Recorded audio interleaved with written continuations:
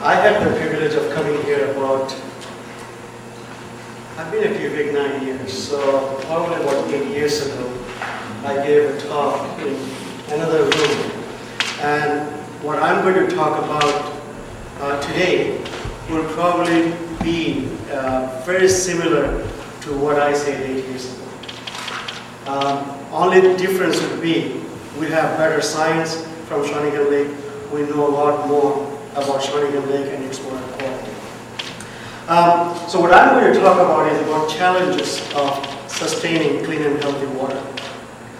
In that broad theme, I'm going to use Shawnigan Lake, that is the water supply for Greater Victoria regions for 325,000 people. So it's in the Shawnigan Hill, that is the reservoir that gives water to everybody in the Greater Victoria area. And the Shawnigan Lake, where you live. And I'm going to use those two lakes as case studies. And in the bottom, those are all the partners, federal funding agency that provided me the research chair in drinking water at UVic. And my major partner is CRE Water Department, City of Nanaimo, Vancouver Water Department, and on, provincial, federal, and industrial partners. So the last 9 years at UVic has been great fun working on water issues for BC as well as for Canada and some of the underdeveloped countries like Cambodia and Bangladesh. You can see the image. It's a couple of hands holding a lake, and there are pipelines going out of the lake and coming into your home in your tap. Our individuals that lake around the lake, regional water department, regional authorities, provincial government, MLAs, and federal departments. So that's the broad we that it's in our hand. So throughout the talk, I will show you where all the responsibilities fall and how we could actually slow down the degradation of ecosystem. In this case, it will be Shawnigan Lake.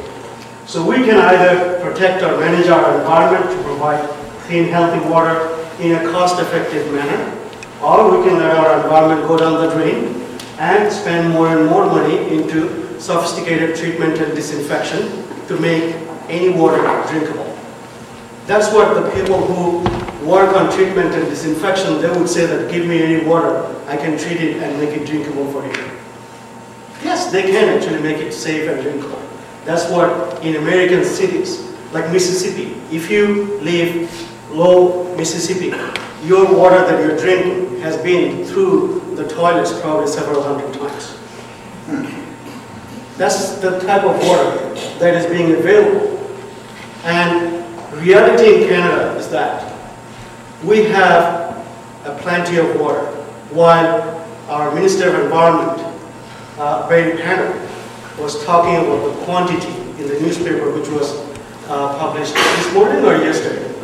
Today. So he was talking about the quantity that with climate change and conflicting use of water, what kind of challenge we will have in this province, especially in the interior in Kamloops, Kelowna area, where water for wine industry versus water for food versus water for cattle industry versus water for human are at serious conflicts. That's what he was talking about. While the quality of water, it is the quality that are probably more serious issue globally, because globally millions of people die. So the theme of my talk is about environment is not a liability. We often take decisions as if we protect the environment, if we manage the environment in an environmentally sustainable manner to protect public health, human health, or ecosystem health, we often consider that it is going to slow down economic growth. For example, Shawnigan Lake is a very important recreational lake. So there are a lot of activities going on. People bring their young families and boat around and fishing. So those are all economic activities, social activities. Often it is perceived that if we take actions. Like say for example, one of my comments would be, we should not allow two-stroke engine in this lake anymore. Okay.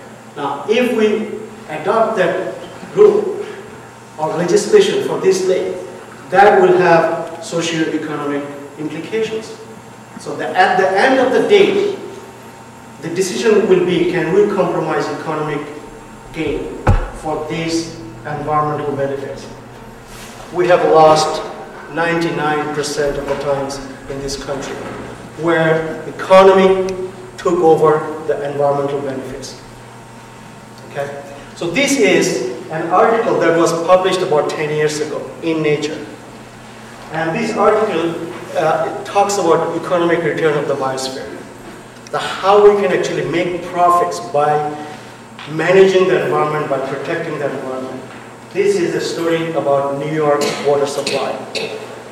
Believe me or not, New York still provides unfiltered water, just the way we do in Victoria. We provide unfiltered water in Victoria. There are several unfiltered utilities, large actually. Portland, Oregon is one of them. Boston is another. So New York City still provides unfiltered drinking water. In 1985, they had a major decision to make. Do they let the Catskill Mountain, where they get the water from, do they let that land developed and compromise the quality of their water where they draw the water from?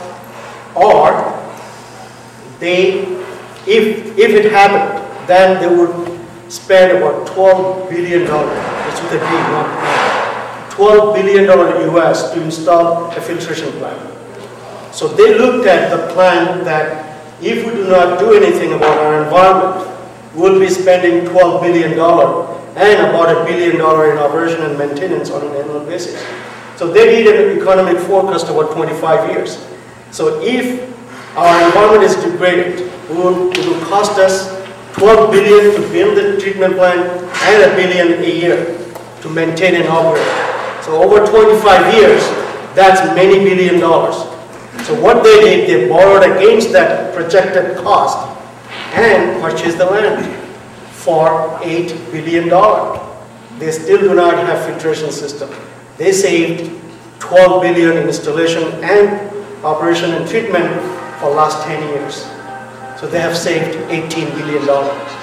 So that is the economic return from the biosphere if we manage and protect our environment that provides us water, food, and air. Okay? If we account for the loss of health because of bad air, bad food, bad water, if we build that into our economic growth, into our GDP,